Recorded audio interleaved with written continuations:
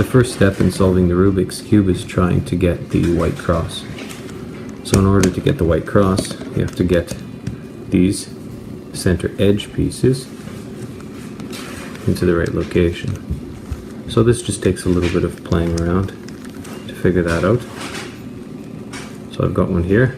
I need to turn it up. Then you have to look for the other ones. See one here and here. So this one needs to get turned up to the top as well. So if I rotate it like that, then it's going to be in this correct row. So I'll turn it all the way up, and I've got that one, and one left to go, and I need to make that one come up here. So I'll turn it like that, and if I turn it all the way up, that did not work out too well. So if I turn it back to the middle, and then I can rotate it this way, now I have it in the correct column, and I can turn it that way. And now I have the white cross. And that is the very first step in solving the Rubik's Cube. Now that we have the white cross, we can get what we refer to as the cousins. These two are the way they should be. They are the same color. These two are not the same color. Neither are these, and neither are these. So we kind of have it in almost the worst case here, but we do have one. We want to get some more of them like that as well. So another way to try to do it is to just turn them and see if we can have more than one match up. And this actually worked out well. We have one here, and we have one here. I should say a pair here and a pair here, matching. But the other two are not. I could turn it and try to get that one matching, but then this one isn't matching. We have orange and red, and we don't have anything else except for this one. So we're actually worse now. So I'll turn it back the way it was, and we have two greens and two oranges. So if we have two of them, two cousins, two pairs you could say, matching, then you want one of them facing yourself and one of them facing your left hand side. So that's the way you orient the cube or hold it. And then you do this little trick to get the other ones to match too. Turn it up, I call this up, and I call this right because the top, you turn it clockwise or to the right. So up, right, down, and then turn the top to the left, up, right, down, left. That's the sequence that you need to remember.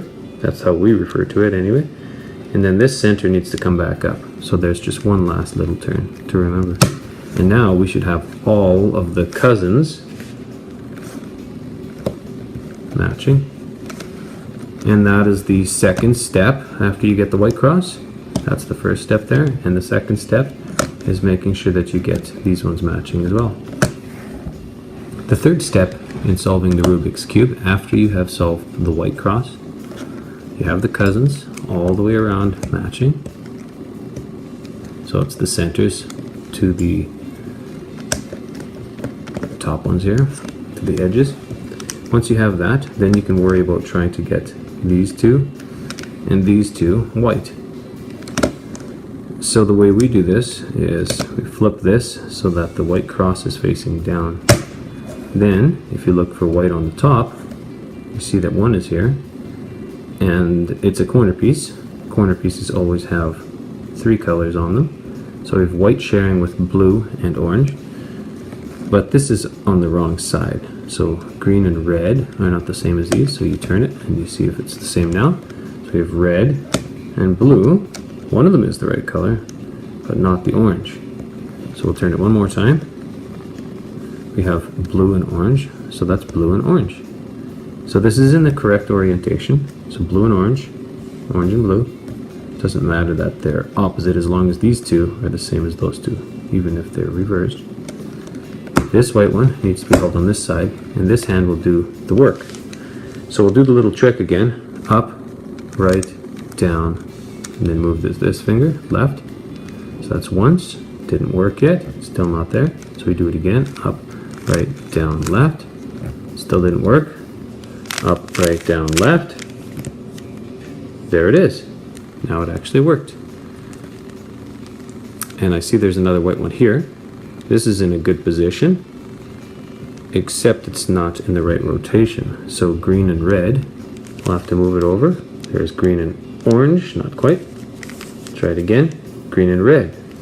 So those are the matching ones that we need. So now it's in the right orientation for us to do the trick again. And this is a good spot to have the white in because you only need to do the pattern once. Up, right, down, left. And it has now moved to the bottom. So we'll look for more whites now. Can you see any whites? There's one. So there's green and orange. Here's green and red, so we want to move it this way. Orange, green, and now we have the white in a good spot again. If the white is here, you'll have to do the pattern once, or the up, right, down, left sequence once. If it's here, you'll have to do it 5 times. If it's here, you'll have to do it 3 times. So this is the quickest. So you do it once, and it will appear on the bottom. And we've got one more white piece somewhere. There it is. Blue and red.